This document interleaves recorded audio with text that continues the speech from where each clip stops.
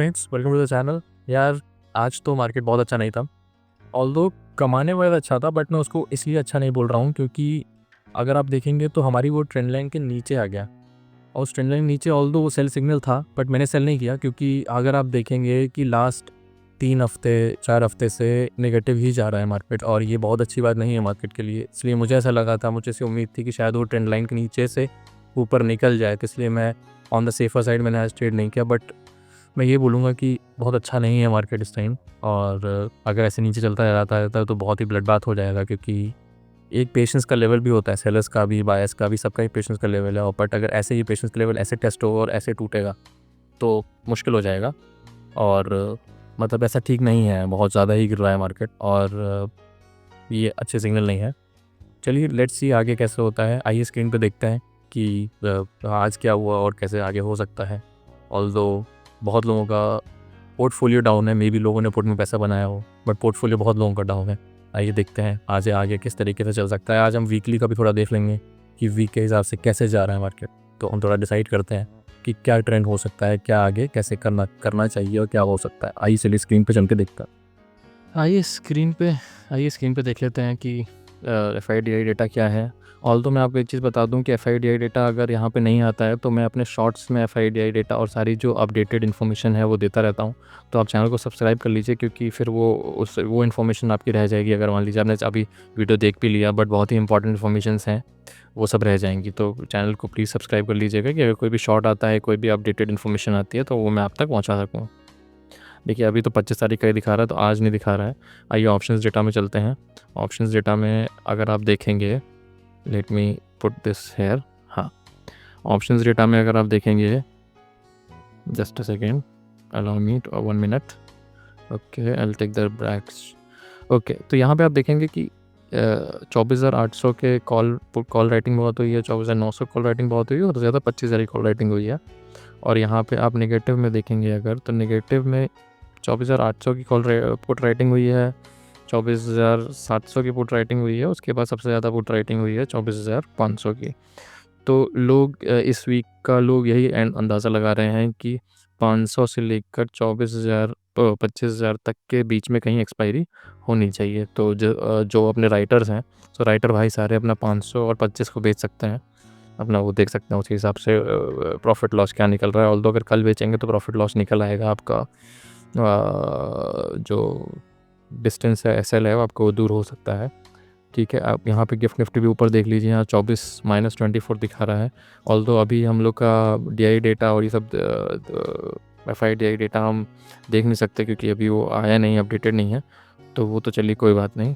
और मार्केट अभी Dow Jones खुला हुआ है, चलिए डाउ जोन्स पे भी एक नज़र मार ली जाती है। डाउ जोन्स अभी बहुत ही वोलेटाइल लग रहा है, अभी जस्ट खुला ही है तो बहुत वोलेटाइल। लेट्स सी, इसको सेटल डाउन होने दीजिए, है ना। SGX निफ्टी जैसा कि हम देख ही चुके हैं वहाँ पे, तो वो हमको पता ही है कि -24 के आसपास चल रहा है। लेट्स सी अभी क्या अपडेट है। हाँ, 26 हो गया है, ठीक है। तो मतलब अभी नेगेटिव ही चल रहा है, ऑल्दो घूम फिर के सब मतलब नेगेटिव ही है। आइए चार्ट्स पे चल के हम डिस्कस कर लेते हैं कि इसने कैसे इतनी बड़ी वीकली क्लोज दिया है और हमको कैसे ये आगे देखना है। देखिए अगर मैं इसको डेली पे देखिए, डेली पे तो ये थ्री फॉलिंग कैंडल्स बनी हुई हैं। वीकली पे भी अगर आप ध्यान देंगे ना, तो वीकली पे भी this is not a normal trend to get this 4 candles together, मतलब दिस इज़ नॉट नॉर्मल। समझ रहे हैं आप? देखेंगे यहाँ पे हुआ था ऐसा, जब बहुत गिरावट आ गई थी उसके बाद, समझ रहे, यहाँ पे भी देखिए 4 कैंडल है। तो अगर ये कैंडल ऊपर इसको ढंग से बंद नहीं हुई, है ना, देखिए अभी तो एक्सपायरी प्राइस शायद थर्सडे तक रहे, बट अगर थर्सडे के बाद ये ढंग से बंद हो गई तो ठीक है। अगर थर्सडे के बाद भी ये ढंग से बंद नहीं हुई तो इट्स वेरी वेरी टफ। तो आपको ये ध्यान देना पड़ेगा कि क्या होना है इसका, बहुत ज़रूरी है। ऑल्दो एक ऐसे ट्रेंड लाइन चल रही थी, उसको उसने तो ब्रेक कर दिया है। लेट्स सी, अभी देखो नेगेटिव तो है ना। बस ये उम्मीद करो कि बहुत नीचे ना जाए, नहीं तो बहुत ब्लड बात हो जाएगा, बहुत दिक्कत हो जाएगी, है ना। 4 घंटे के चार्ट पर चल के हम डिस्कस कर लेते हैं कि अब इम्पॉर्टेंट लेवल्स क्या है। ठीक है, आइए देखिए, एक तो इम्पॉर्टेंट लेवल ये है 25,000 का, जो कि ब्रेक हो चुका है ना।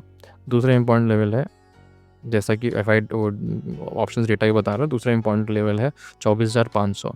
अब 24,500 नहीं ब्रेक होना चाहिए।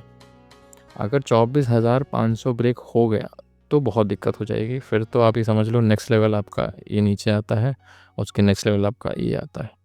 ऑल्सो दिक्कत क्या हो जाएगी कि ये जो है ना 200 EM है, तो ये भी फिर ब्रीच हो जाएगा और ये चीज़ ठीक नहीं है। एक बार वो भी देख लेते हैं कि 200 EMA हमारा डेली चार्ट पे कहाँ आ रहा है, ये भी बहुत इंपॉर्टेंट होता है ना जानना।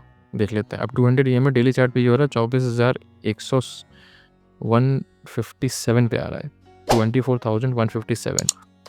तो इतना नीचे तो आने के चांस हैं। और आप देखेंगे कि इसी के आसपास ये भी लाइन बन रही है, थोड़ा मान लीजिए एक तरीके का सपोर्ट बन रहा है, ये समझ लीजिए यहाँ पे, है ना। तो अगर ये 24,500 नहीं संभाल पाया तो फिर 24,000 तक का तो रास्ता खुला है, कोई रोक ही नहीं पाएगा। 24,000 तक का रास्ता खुला है।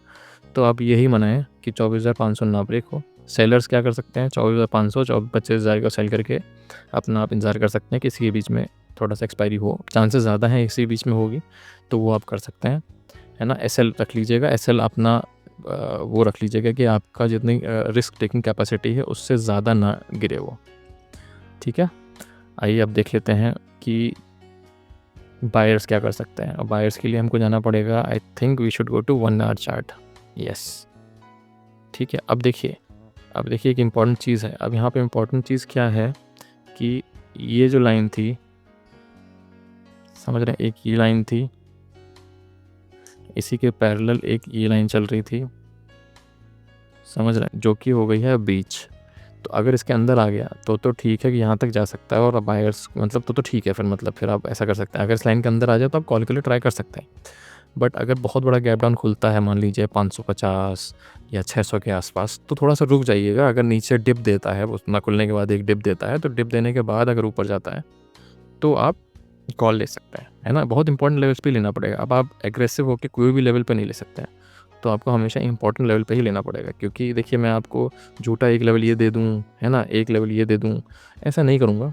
देखिए 500 ही अब एक बड़ा लेवल है, 500 के पास ही आप कॉल की देख सकते हैं, एक बार ट्राई कर सकते हैं, जो कि होना चाहिए। क्यों?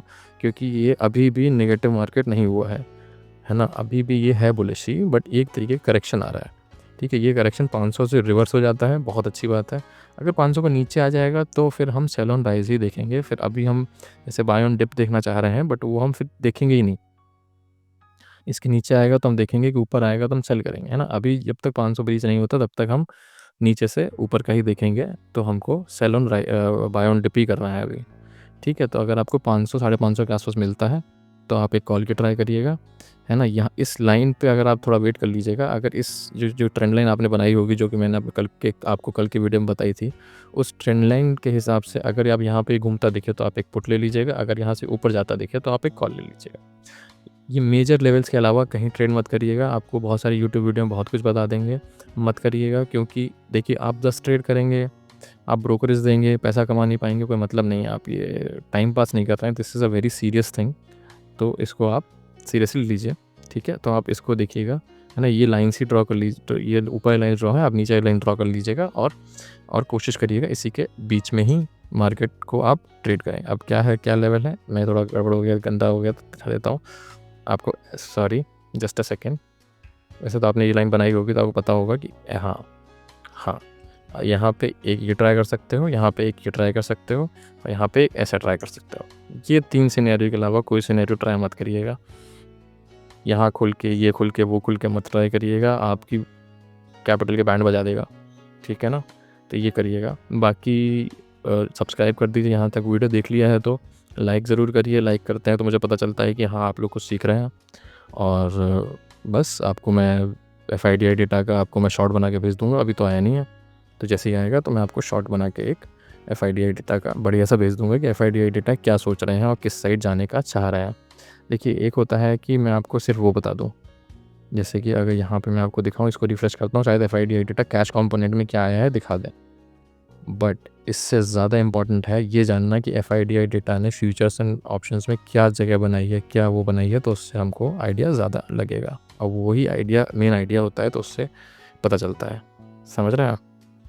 देखिए 28 तारीख को देखिए आ गया, यहाँ पे तो आ गया। 28 तारीख को क्या हुआ है? 28 तारीख को सेल हुआ है, देख रहे हैं, और बहुत बड़ा सेल हुआ है, देख रहे हैं। FI ने 6,000 करोड़ का बेचा है, 7,000 करोड़ का बाय DIA ने ख़रीदा है। और गिफ्ट निफ्टी अभी आपको मैं दिखाता हूँ, यहाँ पे दिख रहा था, जस्ट अ सेकेंड। हाँ, गिफ्ट निफ्टी भी जैसे ही डेटा आया है, गिफ्ट निफ्टी भी देखो 24 पॉइंट था, 24 से 36 पॉइंट्स हो चुका है। तो ये भी थोड़ा सा मामला रिस्की है। तो कल मोर प्रोबेबिलिटी है कि नीचे खुले तो वही 500 550 के अलावा आसपास डिप ले, तो आप तुरंत कॉल की पोजीशन ट्राई करिएगा ऊपर के लिए, है ना। और जैसे ही ऊपर की तरफ खुले 800 के आसपास, तो आप तुरंत ट्राई करिएगा सेल की पोजीशन, ठीक है ना। अब जहाँ तक है कि 25,000 और 24,500 के बीच में एक्सपायरी होनी चाहिए, तो उसी हिसाब से आप लोग भी ट्राई करिएगा, ठीक है। वीडियो को लाइक करिएगा, वीडियो को सब्सक्राइब करिएगा, ठीक है। Thank you very much.